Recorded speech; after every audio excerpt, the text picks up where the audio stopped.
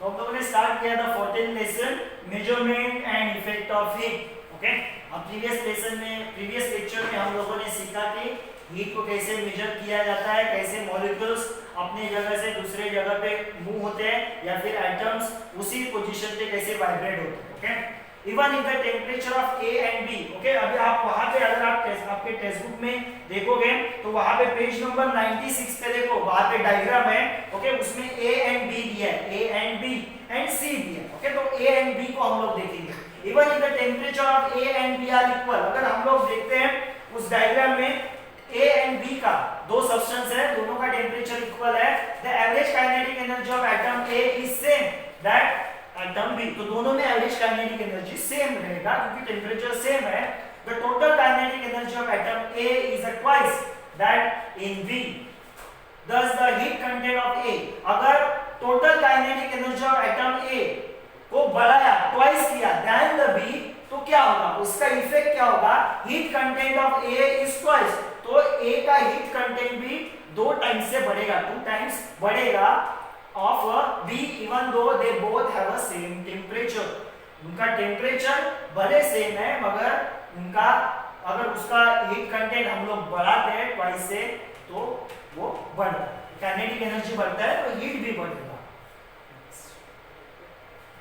Temperature is major, temperature किसमें major किया जाता है?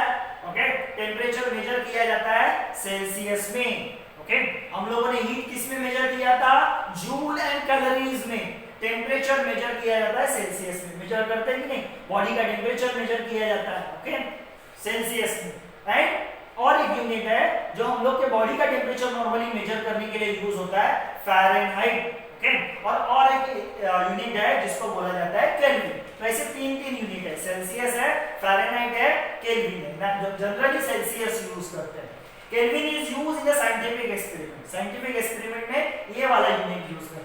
While the other two are used in a daily life, ये Celsius and Fahrenheit daily life में भी यूज करते हैं। फ़ारेनहाइट बॉडी टेम्परेचर, हम लोग बोलते हैं 105 डिग्री फ़ारेनहाइट टेम्परेचर है, बुखार है, 106 बुखार है, 100 के ऊपर का बुखार है, यानी 100 डिग्री सेल्सियस हो गया क्या? नहीं, 100 डिग्री फ़ारेनहाइट वो वाला। ओके, अभी उन्होंने आगे दिया है the relation between the 3 units is shown by the following formulas. Okay, ये 3 यूनिट में क्या रिलेशन होता है? तो F-32, ओके, अगर मुझे फ़ारेनहाइट का टेम्परेचर पता है, उससे अगर मैं 32 माइनस करता हूं, ओके, और उसको 9 से डिवाइड करता हूं, ओके, तो मुझे इक्वेशन मिलेगा, जो इक्वेशन मुझे मिलेगा सेल्सियस वाला टेम्परेचर, और उसको 5 से डिवाइड करना पड़ेगा, तो ये दोनों सेम रहेंगे। मुझे फ़ारेनहाइट का टेम्परेचर पता है, उससे मैं 32 माइनस करूंगा और 9 से डिवाइड करूंगा, ओके, वो वाला। एंड सेल्सियस का टेम्परेचर पता है और उससे मैं अगर 5 से उसको डिवाइड करता हूं तो ये दोनों क्या रहेंगे? सेम। ओके, अभी के दिया है, के मैं कैसे फाइंड आउट कर सकता हूं? टेम्परेचर इन केल्विन कैसे फाइंड आउट कर सकता हूं? तो सेल्सियस में अगर मुझे टेम्परेचर पता है, ओके, प्लस 273.15, ओके, या फिर इसको 273 ही लिया जाता है, 15 नहीं लेते कभी-कभी, तो उसका मैं केल्विन में टेम्परेचर फाइंड आउट कर सकता हूं। यानी डिग्री सेल्सियस में पता है तो केल्विन में फाइंड आउट कर सकता हूं। ओके,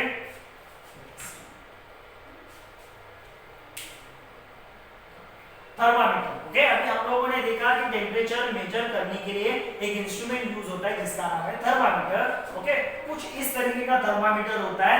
ओके, अलग-अलग तरीके के थर्मामीटर होते हैं।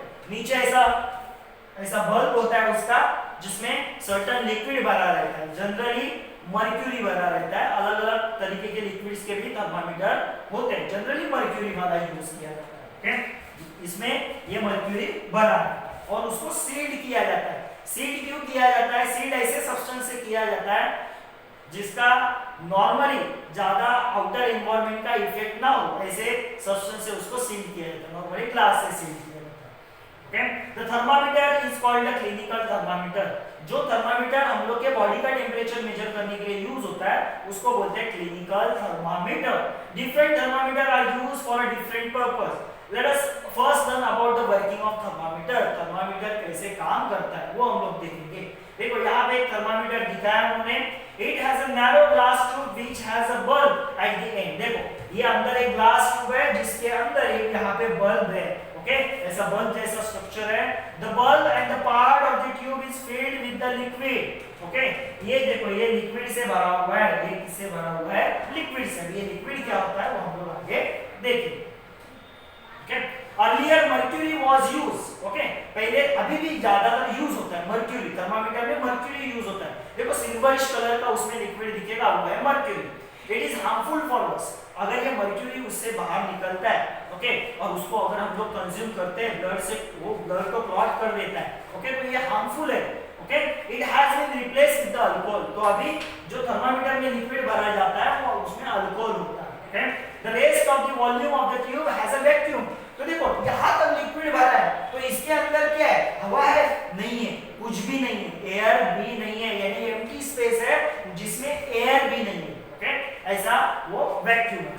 And it's other and is close. Okay, और इसको ऐसा पूरा क्लोज किया है. यहाँ से भी क्लोज है. ओके, तो पूरा क्लोज है.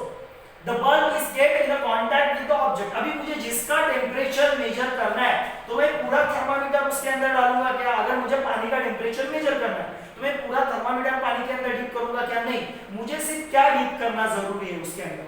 मुझे पानी के अंदर सिर्फ डिप करना पड़ेगा इतना पार्ट. जो ये बल्ब है उतना पार्ट थर्मामीटर का मैं पानी के अंदर या फिर जिस भी सब्सटेंस का टेम्परेचर मेजर करूंगा उसके अंदर मैं डिप करूंगा. The bulb is kept in the contact with the object whose the temperature is to be measured so that the temperature becomes same as that of the object. Because of the increase the temperature, the alcohol inside the expands and level in the tube rise. तो क्या होता है? अगर temperature ज्यादा है normal temperature से तो क्या होता? ये जो यहाँ पे जो लिक्विड है वो एक्सपांड होता है. एक्सपांड होता है ना, उसका साइज बढ़ता है तो ये अपने आप लिक्विड ऊपर की तरफ जाता है. जितना टेम्परेचर रहेगा उस सब्सटेंस का उतना वो लिक्विड उतने लेवल पे वो जाएगा. अगर उस सब्सटेंस का पानी का टेम्परेचर 50 डिग्री है तो ये लिक्विड का लेवल 50 डिग्री तक ही जाएगा और वहां पे वो रुकेगा. तो उसका हम लोग टेम्परेचर आइडेंटिफाई कर सकते हैं. और ये देखो ये थर्मामीटर, ये ऐसे थर्मामीटर लैब में यूज होते हैं. नॉर्मली लैब में यूज होते हैं. कॉलेजेस में, अपना स्कूल में, लैब में ऐसे थर्मामीटर यूज होते हैं. Using the properties of the expansion of alcohol, the temperature can be obtained from the level of the alcohol. The tube of the thermometer is marked accordingly. देखो thermometer के ऊपर ऐसे marking रहते हैं, temperature के marking होते हैं. Okay, अभी नेक्स्ट वाला जो एक थर्मामीटर है वहां पे आपको दिखेगा बी वाला. ओके, उन्होंने दिखा है. ओके, ये वाला थर्मामीटर बी वाला shows as a clinical thermometer the body of the temperature of the healthy person is 37 degree Celsius. 37 typo error है, 37 डिग्री सेल्सियस. अपने बॉडी का नॉर्मल टेम्परेचर, अपने बॉडी का नॉर्मल बॉडी का टेम्परेचर होता है 37 degree Celsius. Clinical thermometer are designed to measure the temperature between 35 degree Celsius to 42 degree Celsius. Okay, जो clinical thermometer है डॉक्टर जो यूज करते हैं वो वाले थर्मामीटर का रेंज होता है 35 से लेकर 42 डिग्री सेल्सियस. ओके, उतना रेंज उसका होता है. These days instead of the above type the digital thermometer are used in a clinical purpose. Okay, तो दो तरीके के थर्मामीटर होते हैं. ऐसे कांच का एक थर्मामीटर रहेगा और एक डिजिटल थर्मामीटर रहता है, उसमें डिजिट्स आते हैं. ओके, डिजिटल थर्मामीटर कैसा होता है नेक्स्ट में हम लोग देखते हैं. डिजिटल थर्मामीटर कुछ इस तरीके का होता है. देखो यहाँ पे उसका बल्ब है, देखो उसमें लिक्विड भरा हुआ है. ओके, ये बल्ब सिर्फ बॉडी के जिस पार्ट से आप लोग को टेम्परेचर लेना है नॉर्मली माउथ में रखते हैं, टंग के नीचे या फिर आर्म्स में रख देते हैं. पूरा थर्मामीटर आर्म्स में नहीं रखते या फिर पूरा थर्मामीटर माउथ में नहीं रखते. सिर्फ वो बल्ब माउथ में, टंग के नीचे या फिर आर्म के अंदर वो सिर्फ बल्ब वाला पार्ट रखेंगे. ओके, और अपने आप यहाँ पे ये डिजिट्स बढ़ते जाते हैं. वो डिजिट्स एक्यूरेटली हम लोग को टेम्परेचर बताता है. ओके, जो ये है डिजिटल थर्मामीटर, उससे हम लोग को एक्यूरेटली टेम्परेचर पता चलता है बॉडी. ओके, नेक्स्ट और एक ऐसा थर्मामीटर आपको दिखेगा टेक्स्ट बुक में. The thermometer are used in the laboratory. Okay, school या फिर कॉलेजेस के लैबोरेटरी में ऐसा थर्मामीटर यूज किया जाता है. अभी एक यूनिक तरीके का थर्मामीटर है. नॉर्मली जनरल थर्मामीटर में टेम्परेचर देखो ऐसे ऊपर की तरफ ही बढ़ेगा, यानी 0, 10, 20, 30, 40 ऐसे नंबर्स दिखेंगे थर्मामीटर के ऊपर। इस थर्मामीटर में अलग क्या है तो आप देखोगे इसमें okay except that the range of thermometer temperature that is can measured in large spanning 40 degree celsius to 1110 यानी 110 डिग्री सेल्सियस। ओके ये लैब में ऑलमोस्ट 40 डिग्री सेल्सियस से 110 डिग्री सेल्सियस या फिर 360 डिग्री सेल्सियस तक मेजर करने वाले थर्मामीटर भी रहते हैं, टेम्परेचर मेजर करने वाले thermometer. A special type of thermometer used to measure the minimum and maximum temperature in a days.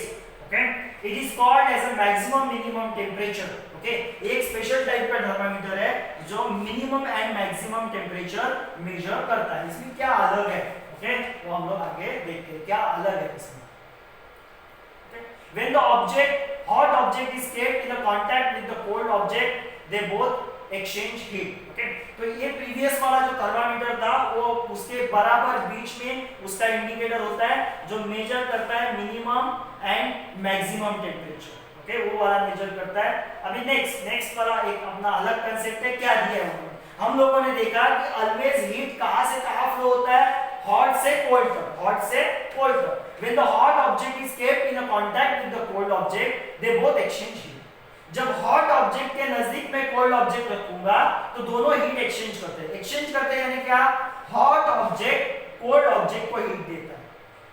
कब वो देता है यानी क्या करता है, कोल्ड ऑब्जेक्ट हॉट ऑब्जेक्ट से हीट लेता है यानी वो एक्सचेंज करता है। The hot object gives away the heat while the cold object absorbs the heat. hot object heat देगा, cold object heat लेगा। The temperature of the hot object decrease. अभी hot object को heat दे रहा है यानी अपना heat कम कर रहा है तो उसका टेम्परेचर कम होगा। cold object heat ले रहा है यानी अपना खुद का टेम्परेचर बढ़ा रहा है तो उसका टेम्परेचर बढ़ेगा। While that the cold object का heat increase होता है, this means that kinetic energy of the atom in the cold object goes on increasing, while that in the hot object goes on decreasing. Okay देखो object के अंदर जो atoms होते हैं उनका काइनेटिक एनर्जी बढ़ गया तो टेम्परेचर बढ़ गया। ओके काइनेटिक एनर्जी कम हो गया तो टेम्परेचर कम हो गया। अभी किसका हीट बढ़ रहा है, कोल्ड ऑब्जेक्ट का बढ़ रहा है यानी उसके अंदर के एटम्स का काइनेटिक एनर्जी बढ़ेगा। किसका हीट कम हो रहा है, हॉट ऑब्जेक्ट का हीट कम हो रहा है यानी उसके अंदर के काइनेटिक एटम्स के काइनेटिक एनर्जी उसका कम हो। Okay At the time comes when the average kinetic energy of atom in the both object। अभी देखो एक हॉट ऑब्जेक्ट कोल्ड ऑब्जेक्ट को हीट दे रहा है, कब तक देगा वो हीट, ओके वो कोल्ड ऑब्जेक्ट हॉट ऑब्जेक्ट से कब तक हीट लेगा, जब तक दोनों के अंदर के एटम्स का काइनेटिक एनर्जी सेम नहीं होता यानी दोनों के अंदर का हीट सेम नहीं होता। यानी मेरे पास एक हॉट ऑब्जेक्ट है जिसका टेम्परेचर है 100 डिग्री सेल्सियस और दूसरा एक मेरे पास ऑब्जेक्ट है जिसका टेम्परेचर है 40 डिग्री सेल्सियस। अभी ये ऑब्जेक्ट इसको हीट देगा, कब तक देगा, जब तक इन दोनों का टेम्परेचर सेम नहीं होगा। सेम नहीं होगा यानी कितना, इसका भी 55 होगा, सॉरी इसका भी 50 होगा और इसका भी क्या होगा 50 डिग्री सेल्सियस होगा। तब तक ये हीट एक्सचेंज चालू रहेगा। जैसे ही दोनों का हीट सेम होता है यानी कि दोनों के एटम का काइनेटिक एनर्जी सेम होता है तब ये हीट एक्सचेंज होना पूरा बंद हो जाएगा।